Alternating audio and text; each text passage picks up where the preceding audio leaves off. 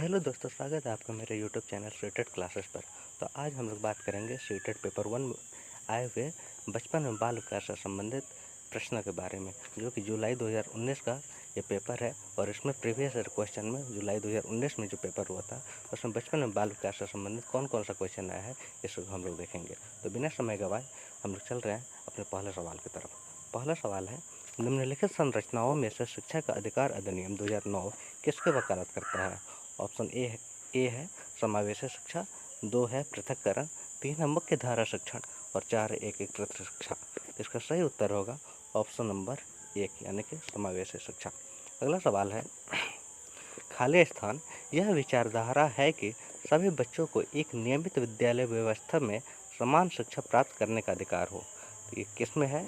तो यह है समावेशी शिक्षा का यह विचारधारा है कि सभी बच्चों को एक नियमित विद्यालय व्यवस्था में समान शिक्षा प्राप्त करने का अधिकार हो, यानी कि इसका सीधे सीधे उत्तर होगा ऑप्शन नंबर 4। अगला सवाल पर चलते हैं। अगला सवाल यह है, एक शिक्षक को चाहिए कि पहला ऑप्शन वह विशेष संस्कृतियों या समुदाय के बच्चों को बढ़ावा दे, दूसरा वह विद्यार्थियों के बीच सांस्कृतिक विभिन्नताओं तथा विविधता की अनदेखी करे, तीसरा यह संप्रेषित करे कि वह कक्ष में सभी संस्कृतियों का सम्मान करती है एवं महत्व देती है, और चौथा ऑप्शन है वह विद्यार्थियों के बीच तुलना को अधिकतम करे।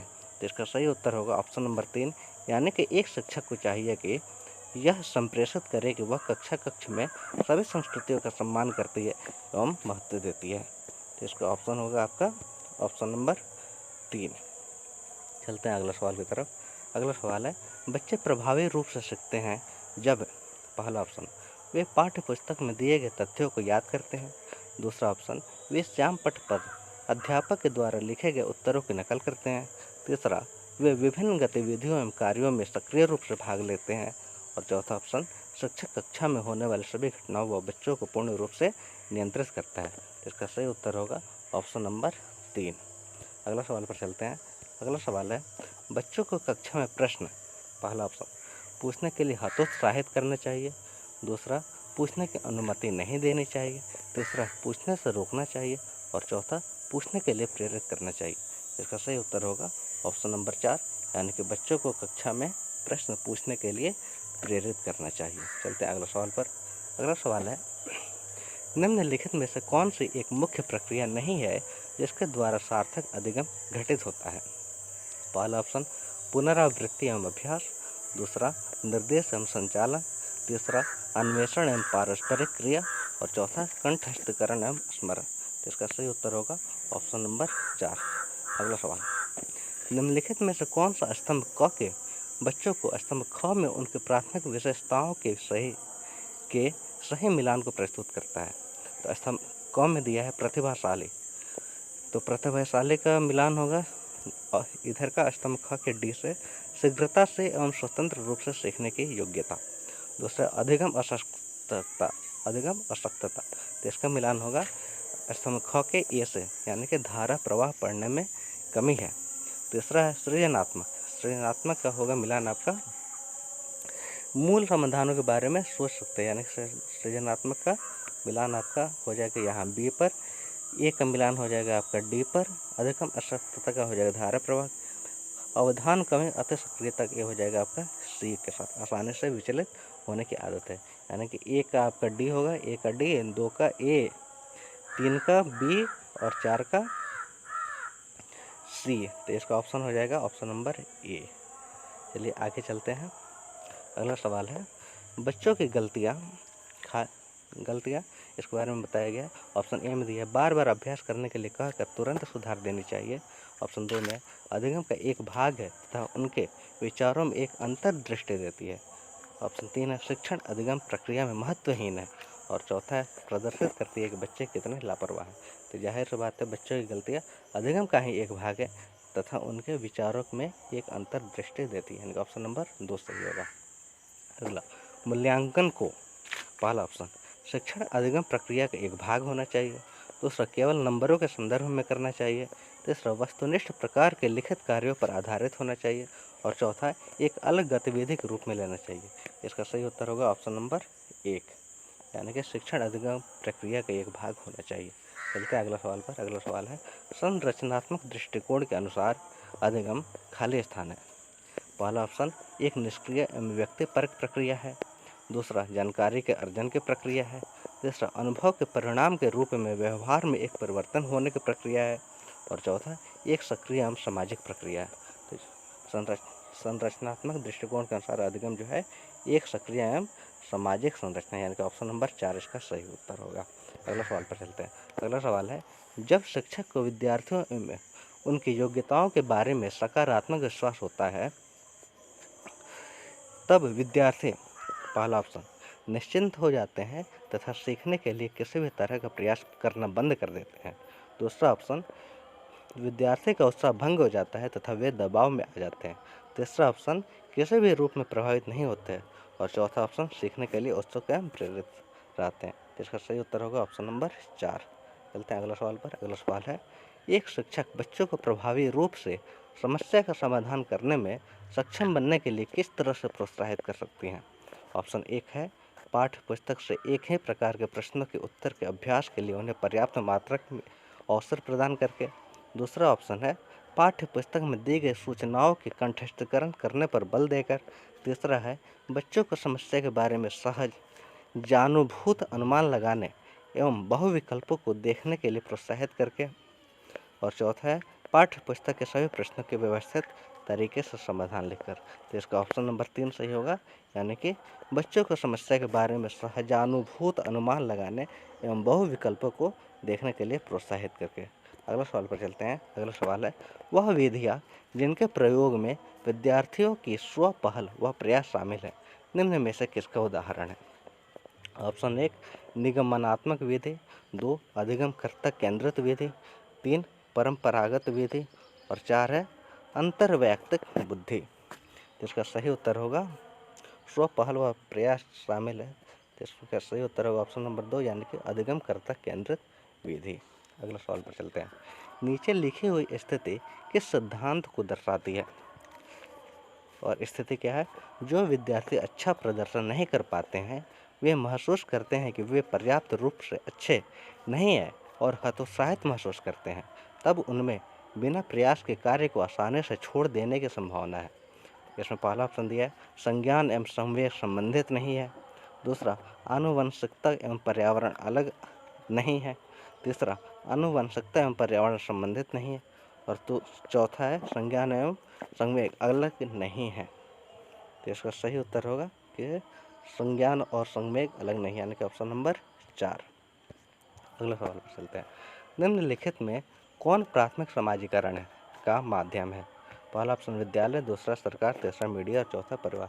इसका सही उत्तर होगा ऑप्शन नंबर 4, यानी कि परिवार। इनमें से परिवार जो है प्राथमिक समाजीकरण माध्यम है। चलते हैं आगे बढ़ते हैं। क्वेश्चन नंबर 16 पर आ गए। जीन पियाजे के सिद्धांत का प्रमुख प्रस्ताव है कि ऑप्शन 1 बच्चों की सोच वयस्कों से बेहतर होती है। दूसरा, बच्चों की सोच मात्रात्मक रूप में वयस्कों से भिन्न होती है। तीसरा, बच्चों की सोच गुणात्मक रूप में वयस्कों से भिन्न होती है। और चौथा, बच्चों की सोच वयस्कों से निम्न होती है। तो इसका ऑप्शन 3 सही होगा। अगला सवाल, जेंडर, पहला ऑप्शन एक मनोवैज्ञानिक सत्ता है, दूसरा एक सामाजिक संरचना है, तीसरा एक आर्थिक अवधारणा है और चौथा एक जैविक निर्धारण है। तो जेंडर जो है एक सामाजिक संरचना है, यानी कि ऑप्शन 2 सही होगा। अगला सवाल, निम्नलिखित में से कौन विकास के व्यापक आयामों की सही पहचान करता है। पहला ऑप्शन संवेगात्मक, बौद्धिक, आध्यात्मिक एवं स्व। दूसरा ऑप्शन है शारीरिक, व्यक्तित्व, आध्यात्मिक एवं संवेगात्मक। तीसरा है सामाजिक, शारीरिक, व्यक्तित्व और स्व। चौथा है शारीरिक, संज्ञानात्मक, सामाजिक और संवेगात्मक। तो इसका एक छोटा सा ट्रिक है जो कि है पीसीएस हम लोग एग्ज़ाम देते हैं पीसीएस का, तो वहीं है इसको पीसीएस जो एग्ज़ाम देते हैं PCSE। पी से फिजिकल, सी से कॉग्निटिव यानी कि संज्ञात्मक और तीसरा है S यानी कि सोशल और चौथा है E यानी कि इमोशनल। यानी कि विकास के 4 आयाम क्या क्या हो गया, physical, cognitive, social and emotional, यानी कि शारीरिक, संज्ञानात्मक, सामाजिक और गात्मक, यानी कि इसका ऑप्शन नंबर 4 सही होगा। अगला सवाल, बुद्धि के बारे में निम्नलिखित कथनों में से कौन सा सही है? पहला ऑप्शन, बुद्धि अनुभव के परिणाम के रूप में व्यवहार में एक अपेक्षाकृत अस्थायी परिवर्तन है। दूसरा, बुद्धि एक आनुवंशिक विशेषक है जिसमें मानसिक गतिविधियां जैसे स्मरण एवं तर्क शामिल होती है। तीसरा, बुद्धि बहुआयामी है जिसमें बुद्धि परीक्षणों के द्वारा पूर्ण रूप से परिमेय न की जाने वाले कई योग्यताएं शामिल हैं। चौथा, बुद्धि अभिसारी रूप से सोचने की योग्यता। इसका सही उत्तर होगा ऑप्शन नंबर 3, यानी कि बुद्धि बहुआयामी है जिसमें बुद्धि परीक्षणों के द्वारा पूर्ण रूप से परिमेय न की जाने वाले कई योग्यताएं शामिल हैं। चलते हैं अगला सवाल पर। अगला सवाल है क्वेश्चन नंबर 20, प्रगतिशील शिक्षा में बच्चों को किस तरह से देखा जाता है? पहला, निष्क्रिय अनुकारकों के रूप में। दूसरा, सक्रिय अन्वेषकों के रूप में। तीसरा, खाली स्लेटों के रूप में। चौथा, छोटे वयस्कों के रूप में। तो इसका सही उत्तर होगा सक्रिय अन्वेषकों के रूप में, यानी कि ऑप्शन नंबर 2। ठीक है, अगला सवाल पर चलते हैं। अगला सवाल है, लेव वायोगोस्की के अनुसार अधिगम। पहला ऑप्शन, एक व्यक्तिगत गतिविधि है। एक निष्क्रिय गतिविधि है। तीसरा, एक अनुबंधित गतिविधि है। और चौथा, एक सामाजिक गतिविधि है। इसका सही उत्तर होगा ऑप्शन नंबर 4, एक सामाजिक गतिविधि है। अगला सवाल, निम्नलिखित में से कौन सा पूर्व क्रियात्मक अवस्था काल के बच्चे को विशेषित करता है? प्रश्न है, निम्नलिखित में से कौन सा पूर्व क्रियात्मक अवस्था काल के बच्चे को विशेषित करता है? ऑप्शन 1 है लक्ष्य निर्देशित व्यवहार। 2, विलंबित अनुकरण। 3, विचारों की अनुत्क्रमणीयता। और चौथा है वर्तुल प्रतिक्रिया। तो इसका सही उत्तर होगा ऑप्शन नंबर 3, विचारों की अनुत्क्रमणीयता। अगला सवाल, बच्चों और उनके अधिगम के संदर्भ में निम्नलिखित कथनों में से कौन सा सही है? ऑप्शन 1, बच्चों को सीखने के लिए अभिप्रेरणा तथा सीखने के लिए उनके सक्षमता केवल आनुवंशिकता के द्वारा पूर्व निर्धारित है। दूसरा, बच्चों के सामाजिक आर्थिक पृष्ठभूमि उनके प्रेरणा एवं अधिगम सक्षमता को निर्धारित व सीमित करती है। तीसरा, बच्चों को अधिगम हेतु प्रेरित करने के लिए उन्हें पुरस्कृत एवं दंडित करना चाहिए। और चौथा, सभी बच्चे सीखने के लिए स्वाभाविक रूप से प्रेरित होते हैं तथा सीखने में सक्षम हैं। तो इसका ऑप्शन नंबर 4 आपका सही होगा, ऑप्शन 4। अगला सवाल, चालक विकास की दर में व्यक्तिगत विविधताएं होती है, फिर भी चालक विकास का क्रम खाली स्थान से खाली स्थान तक है। तो इसका सही उत्तर होगा आपका स्थूल से सूक्ष्म की तरफ, यानी कि ऑप्शन 2 में दिया हुआ है अपरिष्कृत चालक विकास से परिष्कृत चालक विकास। इसका ऑप्शन नंबर 2 सही होगा। अगला सवाल, वह अवधि जो वयस्कता के संक्रमण की पहल करती है उसे क्या कहते हैं? उसको हम किशोरावस्था कहते हैं, यानी कि ऑप्शन नंबर 4 होगा उत्तर। अगला सवाल, जीन पियाजे के अनुसार बच्चे ऑप्शन नंबर 1 प्रेक्षणात्मक अधिगम की प्रक्रिया का अनुसरण करते हुए दूसरों का अवलोकन करके सीखते हैं। दूसरा ऑप्शन को उद्दीपन अनुक्रिया संबंधों के सावधानीपूर्ण नियंत्रण के द्वारा एक विशेष तरीके से व्यवहार करने के लिए अनुबंधित किया जा सकता है। तीसरा ऑप्शन को पुरस्कृत एवं दंड के सिद्धांतों का प्रयोग करते हुए विशिष्ट तरीके से व्यवहार करना एवं सीखना सिखाया जा सकता है। और चौथा, ज्ञान को सक्रिय रूप से संचरित करते हैं जैसे जैसे वे दुनिया में व्यवहार कौशल का प्रयोग करते हैं तथा अन्वेषण करते हैं। तो इसका सही उत्तर होगा ऑप्शन नंबर 4, यानी कि जीन पियाजे के अनुसार बच्चे ज्ञान को सक्रिय रूप से संचरित करते हैं जैसे जैसे वे दुनिया में व्यवहार कौशल का प्रयोग करते हैं तथा अन्वेषण करते हैं, यानी कि इसका ऑप्शन नंबर 4 सही होगा। अगला सवाल, मौखिक संवाद जो बच्चे अपने आप से करते हैं उन्हें लेव वाइगोस्की क्या कहते हैं? पहला ऑप्शन व्यक्तिगत वार्ता। दूसरा, भ्रांत वार्ता। तीसरा, समस्यात्मक वार्ता।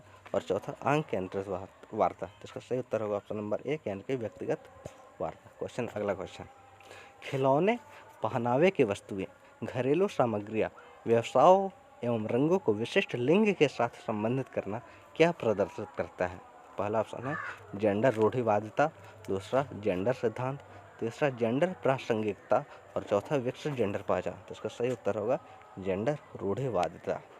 अगला सवाल, एक प्रारंभिक कक्ष में एक बच्चे अपने साथ जो अनुभव लाती है उसको क्या बोलते हैं? तो पहला ऑप्शन है उसकी उपेक्षा करनी चाहिए। यानी कि एक प्रारंभिक कक्षा कक्ष में एक बच्ची अपने साथ जो अनुभव लाती है, तो क्या उसकी उपेक्षा करनी चाहिए? नहीं, बिल्कुल नहीं करनी चाहिए। दूसरा ऑप्शन, उन पर ध्यान नहीं देना चाहिए। तीसरा, उन्हें शामिल कर उनका संचय करना चाहिए। और चौथा, उन्हें अस्वीकार करना चाहिए। यानी इस ऑप्शन नंबर आपका 3 सही होगा।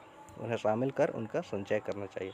अगला सवाल, एक बच्चा तर्क प्रस्तुत करता है कि हिंज को दवाई की चोरी नहीं करनी चाहिए।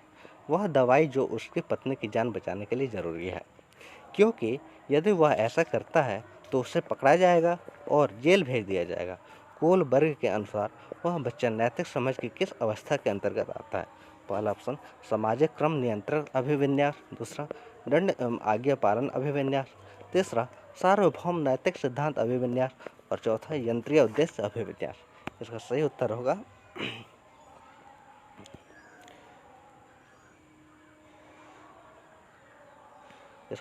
होगा ऑप्शन नंबर 2, यानी कि दंड एवं आज्ञा पालन अभिविन्यास। तो चलिए, आज का इतना ही था। और अगर आप चैनल पर नए हैं तो वीडियो को लाइक और चैनल को सब्सक्राइब कीजिएगा।